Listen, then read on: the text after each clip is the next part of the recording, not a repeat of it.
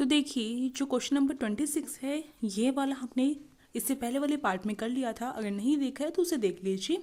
तो 26 तक के जो क्वेश्चन है वो कवर हो चुके हैं। अब इसका जो 26 का अथवा है वो हम करेंगे। तो देखिए, तो क्वेश्चन ये वाला हमें करना है, गुटनिरपेक्ष आंदोलन के कोई 4 प्रमुख उद्देश्य लिखिए। तो जो गुटनिरपेक्ष आंदोलन है पहले ये समझ लेते हैं। गुटनिरपेक्ष यानी कि किसी भी गुट में शामिल ना होना, अपना एक स्वतंत्र नीति का पालन करना। इसमें से एक उद्देश्य, 2 उद्देश्य हमारे यहाँ पर निकल कर आ रहे हैं। पहला किसी भी गुट में शामिल ना होना और दूसरा क्या है, स्वतंत्र नीति का पालन करना। जो 2 उद्देश्य हैं ये तो इसकी डेफिनेशन से ही हमें प्राप्त हो रहे हैं। अब देखिए इसके 4 प्रमुख उद्देश्य बताने हैं हमें। क्यों बना था गुटनिरपेक्ष आंदोलन, क्यों शुरू किया गया था। तो देखिए इसके उद्देश्य देखते हैं। पहला उद्देश्य, जैसे कि मैंने हमेशा आपको कहा कि पॉइंट में आपको आंसर लिखना है।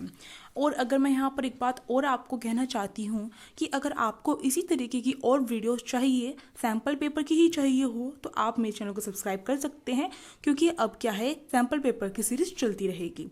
अगर आपको वीडियोस अच्छी लग रही हो तो लाइक भी कर सकते हैं। चलिए अब स्टार्ट करते हैं इसके आंसर को।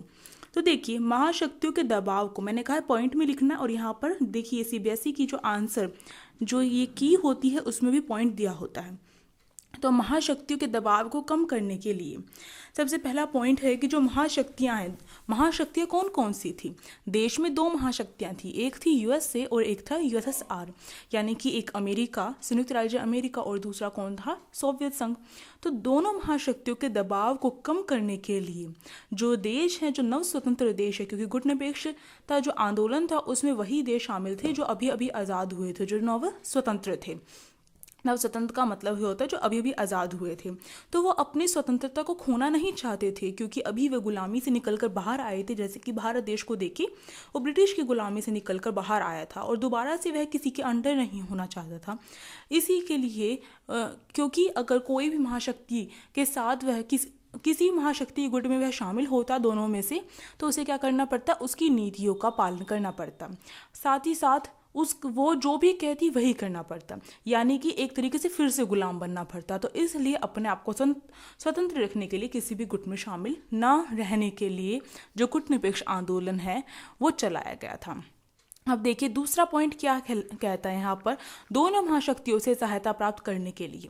अब जो दोनों महाशक्तियाँ थी, यूएसए और यूएसएसआर, इन दोनों से सहायता प्राप्त करने के लिए, मान लीजिए अगर मैं यहाँ पर भारत का उदाहरण दूँ, भारत किसी भी एक महाशक्ति में शामिल हो जाता है, चाहे वो नाटो हो, चाहे वो वार्सा पैक्ट हो, तो उसमें से किसी में भी शामिल हो जाता है, तो दूसरी महाशक्ति भारत के खिलाफ हो जाती है। अगर वह मान लीजिए एक ये महाशक्ति और एक ये महाशक्ति, अगर भारत इसके साथ शामिल हो जाता तो ये वाली तो उससे नाराज हो जाती भारत से। तो इसलिए क्योंकि भारत एक नव स्वतंत्र देश है, अभी वह गुलामी से निकल कर आया है, उसकी अर्थव्यवस्था बहुत ज़्यादा खराब है। इसी तरीके से गुटनिरपेक्षता में जितने भी देश शामिल थे वो न स्वतंत्र थे, उनकी आर्थिक स्थिति सही नहीं थी, तो उन्हें क्या है, दोनों का साथ चाहिए था, दोनों महाशक्तियों का साथ चाहिए था, उनकी मदद चाहिए थी। और जो महाशक्तियां वो इसीलिए नव स्वतंत्र देशों की सहायता करती थी, ये कभी ना कभी तो हमारे में शामिल हो जाएंगे अपनी तरफ करने के लिए। तो उन्हें दोनों देशों से क्या मिलती रहे, दोनों जो महाशक्तियां हैं उनसे क्या मिलती रहे, सहायता मिलती रहे, इसलिए उन्होंने क्या किया, गुटनिरपेक्षता का पालन किया और गुटनिरपेक्षता आंदोलन में शामिल हुए। तो एक ये उद्देश्य भी हो गया। तो ये बेनिफिट्स तो हैं इस गुटनिरपेक्ष आंदोलन के। अगला देखिए, स्वतंत्र विदेश नीति। जैसे कि मैंने आपको कहा कि कोई भी देश अगर किसी एक महाशक्ति में शामिल हो जाएगा तो उसे क्या करना पड़ेगा, अपनी जो नीतियां हैं वह तैयार नहीं कर सकता है। जो महाशक्ति जैसी नीतियां तय करेगी उन्हीं को क्या करना पड़ेगा, अपने देश में लागू करना पड़ेगा। जो भी देश अंडर में हुआ है उस महाशक्ति के, तो उसे उन नीतियों का पालन करना पड़ेगा अपने देश में। तो इसलिए वह देश स्वतंत्र नहीं रहेगा, नीति निर्माण के लिए भी स्वतंत्र नहीं रहेगा। और जो नव स्वतंत्र देश थे, जो अभी अभी आज़ाद हुए थे, जिन्होंने गुटनिरपेक्षता आंदोलन में भाग लिया था, उसके पीछे एक उद्देश्य ये भी था कि वो क्या है, अगर वह गुटनिरपेक्षता आंदोलन में भाग लेंगे तो इससे वह क्या है, किसी महाशक्ति में शामिल नहीं होंगे और अपने देश के लिए क्या चीज़ सही है उसके आधार पर जो नीति निर्माण का कार्य कर सकेंगे। तो ये हो गया इसका। अगर मैं यहाँ पर एक और क्वेश्चन आपको बता देती हूँ, अगर पूछा जाए भारत ने गुटनिरपेक्षता आंदोलन में क्यों भाग लिया, तो उसके कारण बताइए। उसके कारण में आपको बस क्या पॉइंट तो यही रहेंगे, बस आपको क्या है, अंदर भारत लगा देना है। जैसे कि मैंने अभी इससे ऊपर वाले जो पॉइंट है उसमें भारत का एग्जाम्पल देकर बताया, इस तरीके से आप बता सकते हैं। अगला जो इसका पॉइंट है, सहायता समूह बनाने के लिए। अब ये जो सहायता समूह है, क्योंकि जितने भी देश अभी आज़ाद हुए थे वो क्या थे, नव स्वतंत्र देश थे और उनकी आर्थिक स्थिति बिल्कुल ही मजबूत नहीं थी, बहुत ज़्यादा बिखरी हुई थी उनकी आर्थिक रूप से वो बहुत ज़्यादा बिखरे हुए थे।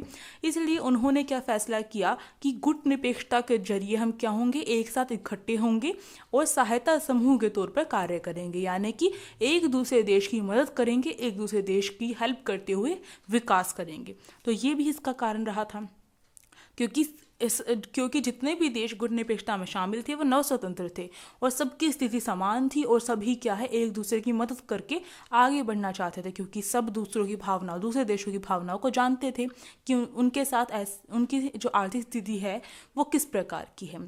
तो इससे वो क्या कर रहे थे, सहायता करके आपस में, जैसे कि भारत ने किसी दूसरे देश की सहायता की तो वो भारत की सहायता करेगा और इससे दोनों देशों का विकास होगा। अगला, निशस्त्रीयकरण। निशस्त्रीयकरण जो है इसका मतलब होता है शस्त्र न धारण, शस्त्रों का इस्तेमाल नहीं करना।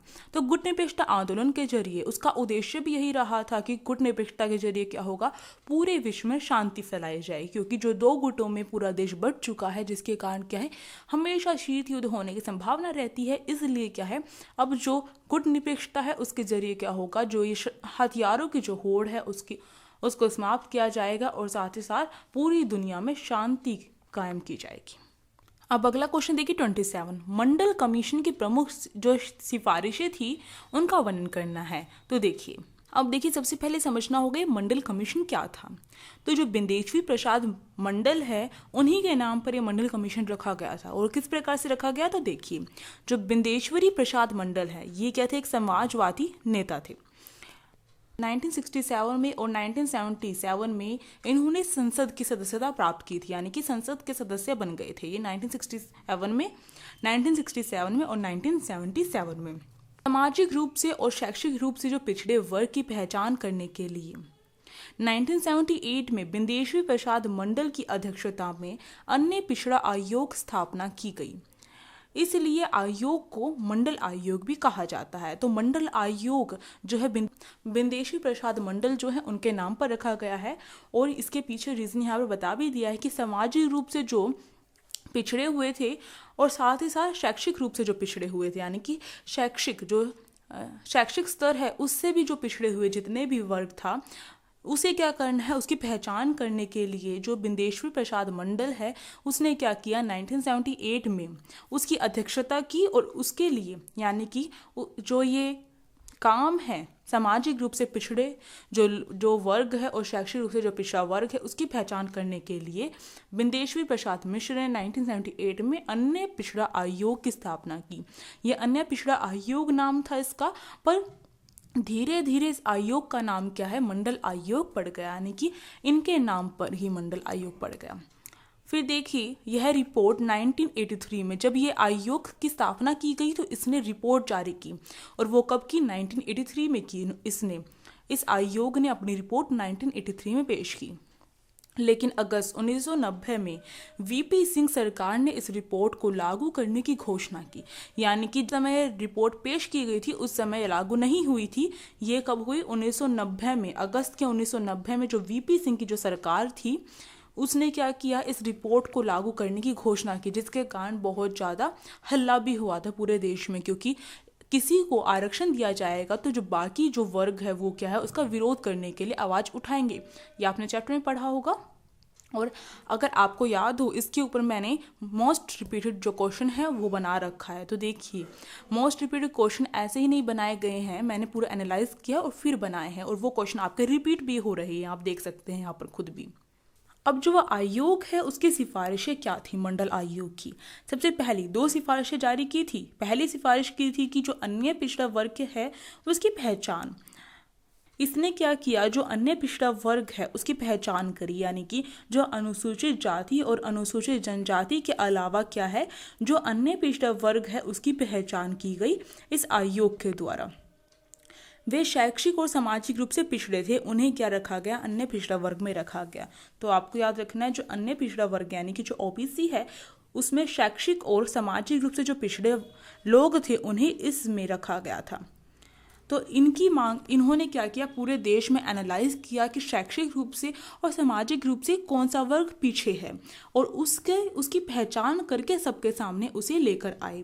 तो यही इसका पहला उद्देश्य भी था। जब ये मंडल आयोग की स्थापना हुई थी तो ये उसका उद्देश्य भी था कि क्या करना है, अन्य पिछड़े वर्ग की क्या करनी, पहचान करनी है। तो इस तरीके से की गई इस आयोग के द्वारा। दूसरा, ओबीसी को आरक्षण, यानी कि जो ओबीसी है, अन्य पिछड़ा वर्ग है, उसे शैक्षणिक, क्योंकि वो शैक्षिक स्तर पर पिछड़ा हुआ था और सामाजिक स्तर पर पिछड़ा हुआ था, तो उसे शैक्षणिक, उसका स्थान, उसका जो स्तर है उसे ऊपर उठाने के लिए जो शैक्षणिक संस्थानें हैं और जो सरकारी सेवाएं हैं उनमें क्या किया गया, 27% का आरक्षण की सिफारिश की गई। यानी कि अभी तक इसकी सिफारिश की गई थी मंडल आयोग के द्वारा। जब उसने एनालाइज किया कि ये जो वर्ग है ये क्या शैक्षिक और सामाजिक रूप से पिछड़ा हुआ है और इसे किस तरीके से इसके स्तर को ऊंचा किया जा सकता है, ठीक किया जा सकता है, तो इसके लिए इसने सिफारिश में अपनी ये भी जारी किया कि 27% तक क्या मिलनी चाहिए, इन्हें आरक्षण मिलना चाहिए। भी कहाँ पर, शैक्षणिक संस्थानों में। शैक्षणिक संस्थान जैसे कि जो स्कूल हो गए, कॉलेज हो गए, उनमें छूट मिलनी चाहिए 27% तक की।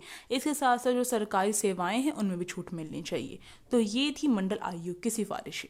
अब देखिए ये वाला क्वेश्चन हम कर चुके हैं। अब इसका अथवा में दे रखा है, अथवा में यूपीए और एनडीए के विषय में आप क्या जानते हैं। तो आपको पता होगा यूपीए और एनडीए वाला टॉपिक भी आप में ऐड होगा, आपके सिलेबस में ऐड हुआ है। तो ये 4 नंबर पूछा गया, यानी कि 2 नंबर यूपीए के और 2 नंबर एनडीए के हैं, उनके बारे में हमें बताना है। अंतर नहीं पूछा है यहाँ पर, इनके बारे में बताने के लिए पूछा है केवल।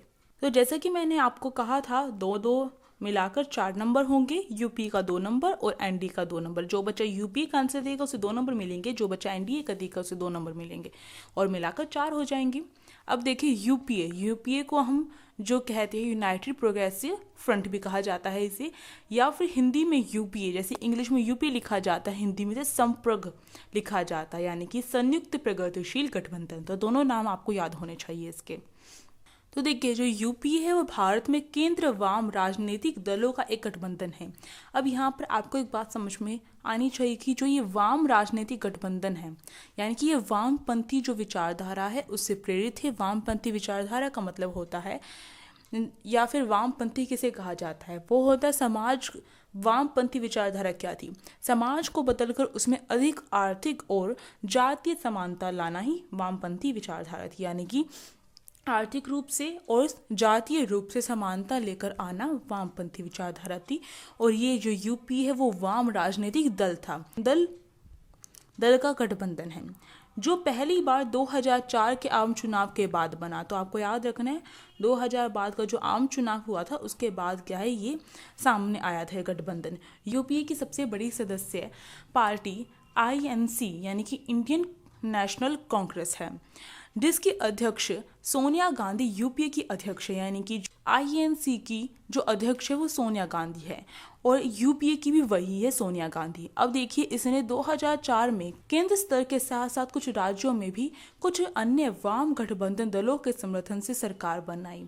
यानी कि 2004 में इसने क्या किया, केंद्र स्तर के साथ साथ, मतलब कि जो केंद्र स्तर है उसके साथ साथ काफी जो राज्य है उसमें भी क्या किया, गठबंधन से सरकार बनाई। क्योंकि उस समय क्या था, बहुमत किसी को भी प्राप्त नहीं हुआ था, इसलिए क्या है, गठबंधन से सरकार बनी थी। अब देखिए मार्च 2020 तक अगर यूपीए की देखी जाए तो यूपीए 5 राज्यों में है यूपीए की सरकार और 1 केंद्र शासित प्रदेश है। अब ये राज्य यहाँ पर बताए गए हैं, छत्तीसगढ़, झारखंड, राजस्थान, पंजाब, महाराष्ट्र, और पुदुचेरी क्या है, 1 केंद्र शासित प्रदेश है जिसमें यूपीए की सरकार है। अब यूपीए हमने पढ़ लिया है। अब देखिए एनडीए के बारे में देखिए, ज़्यादा नहीं लिखना है, 2 नंबर का क्वेश्चन है, 2 पॉइंट लिख सकते हैं या फिर 4 पॉइंट लिख सकते हैं। अब देखिए एनडीए की फुल फॉर्म क्या है, नेशनल डेमोक्रेटिक अलायंस, और हिंदी में इसे राजग कहा जाता है। राजग क्यों कहा जाता है, राष्ट्रीय राजतांत्रिक गठबंधन। राष्ट्रीय का रा ले लिया, जनतांत्रिक का जय ले लिया और गठबंधन का गै ले लिया, तो इससे इसकी शॉर्ट फॉर्म राजग हो गई है हिंदी में। अब देखिए राष्ट्रीय जनतांत्रिक जो गठबंधन है वह क्या है, वह भारतीय जनता पार्टी के नेतृत्व में बना दक्षिण पंथी राजनीतिक दलों का एक भारतीय राजनीतिक गठबंधन है। यानी कि ये जो राजनीतिक जनतांत्रिक गठबंधन है ये किसके नेतृत्व में बना है, भारतीय जनता पार्टी यानी कि भाजपा, जो वर्तमान में भी सत्ता में है हमारे, उसके नेतृत्व में बना है और ये क्या है, एक दक्षिणपंथी राजनीतिक दल है। अब दक्षिणपंथी राजनीतिक दल क्या होता है? जो दक्षिणपंथी होते हैं वह किसका समर्थन करते हैं, किस विचारधारा का समर्थन करते हैं? वह करते हैं समाज की जो ऐतिहासिक भाषा है, जो अर्थव्यवस्था है और जो धार्मिक पहचान है उसको बनाए रखने का समर्थन करते हैं। तो आपको ध्यान रखना है। तो यह पहली बार 1998 में स्थापित किया गया था और जो यूपी है वो 2004 के आम चुनाव के बाद किया गया था। तो ये 1998 में स्थापित किया गया था, यानी कि पहले एनडीए आया है। और वर्तमान में भारतीय संघ सरकार के साथ 18 भारतीय राज्यों की सरकार को नियंत्रित करता है। यानी कि अब वर्तमान में जो भारतीय संघ सरकार है, संघ का मतलब ही केंद्र होता है, जो भारतीय केंद्र सरकार है यानी कि जो भाजपा, जो बीजेपी है वो क्या है, वो अब केंद्र सरकार भी है, क्योंकि जो नरेंद्र मोदी है वो क्या प्रधानमंत्री हैं। तो इसलिए वह केंद्र सरकार के साथ साथ क्या है, 18 राज्यों में भी इसकी सरकार है एनडीए की। इसके पहले अध्यक्ष प्रधानमंत्री अटल बिहारी वाजपेयी रहे थे और फिर लाल कृष्ण आडवाणी पूर्व उप प्रधानमंत्री रहे। तो आपको याद रखना है, पहले अध्यक्ष अटल बिहारी वाजपेयी और जो लास्ट इसके अध्यक्ष अभी थे उप प्रधानमंत्री कौन थे, लाल कृष्ण आडवाणी थे। अगर 2014 के जो आम चुनाव है उसकी बात की जाए, उसमें इसका टोटल जो वोट है वो कितना 38.5% है। इसके नेता मोदी ने, यानी कि जो नरेंद्र मोदी है, उन्होंने 26 मई 2014 को भारत के प्रधानमंत्री बने थे। 2019 के आम चुनाव में गठबंधन ने अपनी 45.43% की संयुक्त वोट हिस्सेदारी के साथ 353 सीटों पर अपनी बढ़त बना ली। यानी कि 2019 में जो चुनाव दोबारा हुए थे उसमें क्या है, इस गठबंधन ने 45.43% किए थे वोट हासिल किए थे संयुक्त रूप से। यानी कि गठबंधन में जितने भी पार्टियां शामिल हैं उन्होंने टोटल वोट इतने हासिल किए थे। और सीटें कितनी टोटल हासिल की है, 353 सीटें हासिल की है। तो आपको ध्यान रखना है, और ये वर्तमान में भी है अभी इस समय सत्ता में। तो ये हो गया हमारा यूपीए और एनडीए।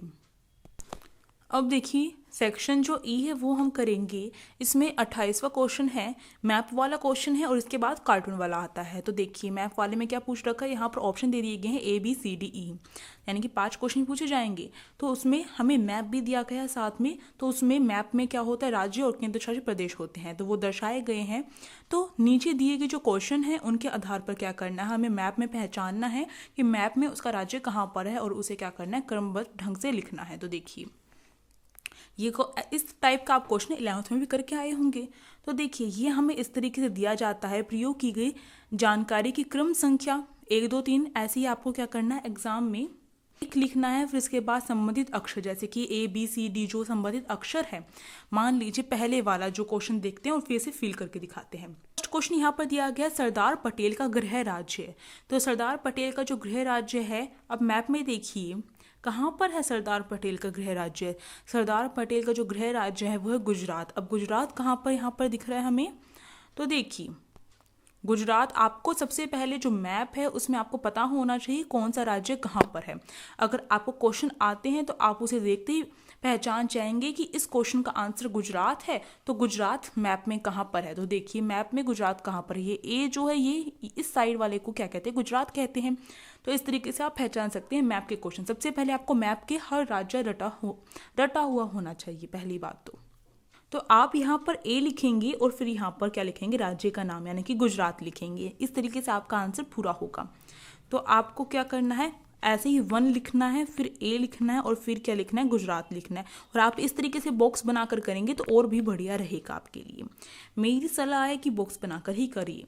अब देखिए दूसरा क्वेश्चन, पोटी श्रीरामुलु से संबंधित राज्य। तो आपको मैप अगर आपको मैप देखने की जरूरत नहीं होनी चाहिए, सबसे पहले आपको इसका आंसर आना चाहिए। अब पोटी श्रीरामुलु जो है वो कहाँ से संबंधित है, आंध्र प्रदेश से संबंधित है, क्योंकि आंध्र प्रदेश में ही उन्होंने 56 दिनों की भूख हड़ताल की थी जिसमें उनकी मृत्यु हो गई थी। तो आंध्र प्रदेश, अब मैप देखना होगा कि आंध्र प्रदेश मैप में उससे संबंधित अक्षर कौन सा दिया गया है, यानी कि अल्फाबेट कौन सी दी गई है। मैप में देखिए आंध्र प्रदेश किस साइड दिया गया है। आपको सबसे पहले पता होना चाहिए कि आंध्र प्रदेश कहाँ होता है। तो आंध्र प्रदेश हमारा यहाँ पर होता है, ये आंध्र प्रदेश है। तो जो सी जो है वो क्या है, इसका सही होगा सी, आंध्र प्रदेश। अब देखिए नेक्स्ट क्वेश्चन, वह राज्य जहाँ का शासक बोधचंद्र सिंह था। बोधचंद्र सिंह मणिपुर का शासक थे, तो इसलिए मणिपुर अब हमें देखना होगा कि मणिपुर कहाँ पर है। तो देखिए मणिपुर आपका यहाँ पर आप देखिए ऊपर की साइड यहाँ पर होता है, ये रहा, ये जो बी है वो इसका सही होगा, मणिपुर बी ऑप्शन।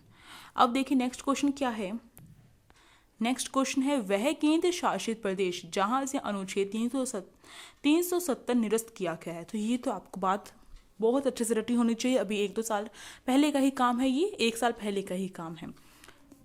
370 जो अनुच्छेद है वो किस राज्य में से हटाया गया था, तो जम्मू एंड कश्मीर से हटाया गया था। तो आपको याद रखना है जम्मू कश्मीर, और जम्मू कश्मीर कहाँ पर है, सबसे ऊपर होता है, तो ई जो है ये इसका सही होगा, जम्मू कश्मीर ई। अब नेक्स्ट क्वेश्चन इसका 5th, 1947 में भारत पाकिस्तान के विभाजन से प्रभावित हुआ राज्य। तो भारत पाकिस्तान से सबसे ज़्यादा प्रभावित राज्य कौन सा, जो चैप्टर नंबर 1 आपने पढ़ा होगा पोल साइंस का, उसमें बता रखा है जो पंजाब है वो सबसे ज़्यादा प्रभावित राज्य है। पंजाब में से जो लाहौर है वो अलग कर दिया गया था, आपको याद है, वो पाकिस्तान का हिस्सा है।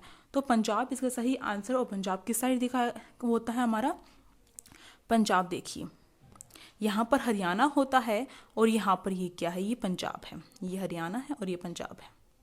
तो डी इसका सही होगा, तो डी लिखकर फिर पंजाब लिखना है आपको। और क्वेश्चन नंबर 5th, तो ये हो गया हमारे मैप वाला क्वेश्चन। मैप इतने मुश्किल नहीं होते, आपको क्वेश्चंस का आंसर आने चाहिए। और कब आएंगे आपको, जब आप लाइन टू लाइन बुक को रीड करेंगे, कम से कम एनसीईआरटी बुक को 2-3 बार या 3 बार तो आपको पढ़ना ही पढ़ना होगा, तभी आपको एमसीक्यू टाइप क्वेश्चन और साथ ही साथ जो ये मैप क्वेश्चन है वो तैयार रहेंगे आपके। अब इसके बाद के जो क्वेश्चंस हैं वो हम नेक्स्ट वीडियो में करेंगे, क्योंकि टाइम ज़्यादा हो गया है। और अगर वीडियो अच्छी लग रही है और इसी तरीके की और अपडेट्स चाहिए हो वीडियोस की, और नई वीडियोस चाहिए हो, तो आप मेरे चैनल को सब्सक्राइब कर सकते हैं और साइड में जो बेल आइकन है उसे प्रेस कर सकते हैं, जिससे क्या होगा, न्यू वीडियोस की नोटिफिकेशन आपके फ़ोन में आ सकेगी।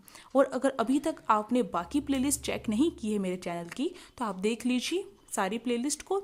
और अगर वीडियो अच्छी लगी तो लाइक कर सकते हैं, और अपने फ्रेंड्स को भी इसका फ़ायदा देने के लिए शेयर कर सकते हैं। Thank you.